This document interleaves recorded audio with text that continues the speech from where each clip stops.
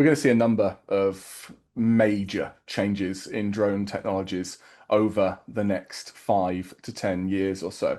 I think the one that is rapidly happening right now is the integration of machine vision and decision making within the drones themselves. So this is both at a strategic level with large fixed wing drones, but also at that tactical level with the quadcopters that we have been talking about.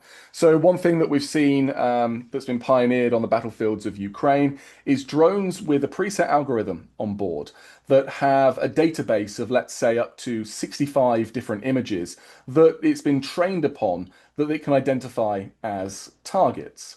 And so when the drone is sent off, and it will be sent on a preset path to scout the battlefield without a human directly in that loop of control. We might have a human on the loop so it can check into the drone stream from time to time when it wants to, but not having a human directly in that loop of control behind it with their first person goggles on, actually steering the drone. Instead, the drone is out there inspecting and scoping the battlefield. And then once its machine vision, its camera, identifies exactly what it sees on the ground, maybe compares it to its onboard algorithm to see whether or not the target that it's seeing on the ground is correlating with what it has in its database. And if it does see that, then a strike can take place. Now, there's two ways that can happen. One, the drone can then relay that back to the human that might be on the loop of control and say, hey, I've seen this. Do I have approval to fire? And the human can then check and make sure and then take that strike. Or what we're very, very quickly rushing towards, and there's documented cases of this already taking place,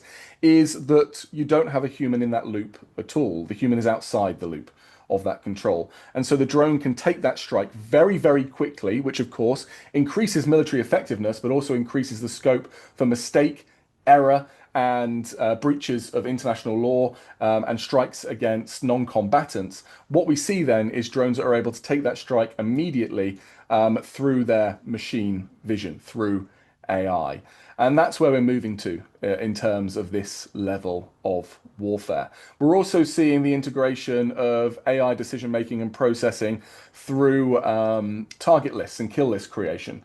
So the ability to hoover up vast amounts of metadata and then sort it through an algorithm that builds a kill list based upon the correlations of the data set. Say, for example, a target has spoken to such and such person with a phone number that is logged into a database as being a recognized terrorist. They are in a geographical region where people defined as terrorist actors operate. And a number of other metrics that could be involved in identify them.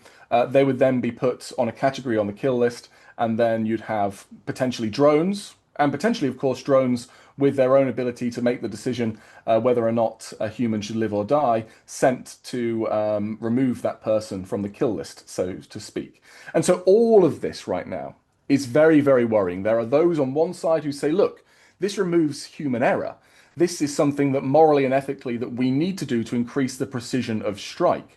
But we also know that those claims about precision, precision strike, saving civilian lives, being proportionate and discriminate in warfare, that we've heard time and time again when it comes to drones, well, they're often false promises. And we know that civilians get caught in the crossfire. And so do frontline responders who are in regions doing humanitarian work and can be confused with violent non-state actors or terrorists on the ground. So there is an awful lot of work still to be done. And I would say that the technology really isn't quite sophisticated enough yet, cognitively, to be able to make these complex decisions. And they're life and death decisions.